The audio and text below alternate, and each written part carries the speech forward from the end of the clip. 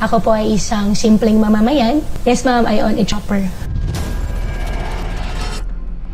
Saan nga ba galing ang kayamanan ni Bamban Tarlac Mayor Alice Go? 300 million pesos net worth, 16 na sasakyan, chopper at luxury car. Ilan lang yan sa asset na meron ang mayora ng Bamban Tarlac na sinasabing ang kauna-unahang Chinese mayor ng Pilipinas.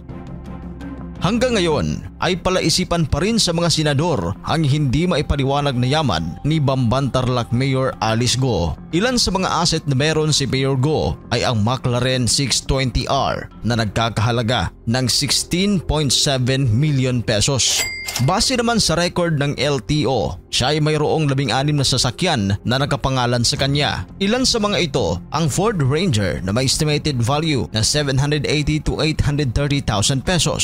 Jeep Gladiator Sport 3.6 to 4.3 million pesos. Toyota Land Cruiser 20 4.2 to 4.9 million pesos. Ford Expedition 3.5L 2.8 to 3.2 million pesos.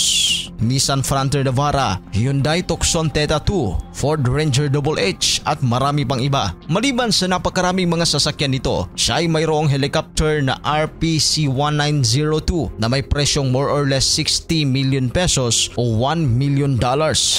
Sa mga naging pagdinig ng Senado, nabisto ang kasinungalingan ni Mayor Alice nang sabihin nito na siya ay ordinaryong tao lamang. Para sa inyo, ordinaryong tao ba na may tuturing si Mayora? Dahil dito, nagdaraos na ng executive session ang Senate Committee on Women and Children kasamang intelligence official para matukoy ang totoong pagkakakilanlan ng Mayora. Ayon kay Senator Risa Hontiveros, halata na nagsisinungaling si Mayor Go kaya paikot-ikot lang ang sagot. Nilinaw din niya na ang investigasyon ng Senado tungkol sa pugo na nauwi sa personalidad ni Mayor Go ay hindi pag-atake sa mga Filipino na may Chinese heritage dahil ang kanyang great-grandmother ay isang pure Chinese. Idinagdag ni Hontiveros na ang mga revelasyon tungkol kay Go ay lumabas matapos siyang makaladkad sa pugo-related crimes. Pero ang tanong, saan nga ba galing ang Statement of Assets, Liabilities and Net Worth o SALN nito na 300 million pesos? Base sa ating pananaliksik, si Mayor Go ay incorporator ng West Cars. Mayroon din siyang piggery, meat shop, farms at embroidery business. Mayroon din siyang 50% ownership ng Baofu Land Development Incorporated na nagpaupa ng 7.9 hektaryang ari-arian nito sa Bamban sa mga pugo. Ngunit sinabi niyang nag-divest siya sa negosyo bago tumakbong mayor noong 2022. Ayon naman sa Securities and Exchange Commission o SEC, simula 2010, siya ay incorporator at may holding shares ng 11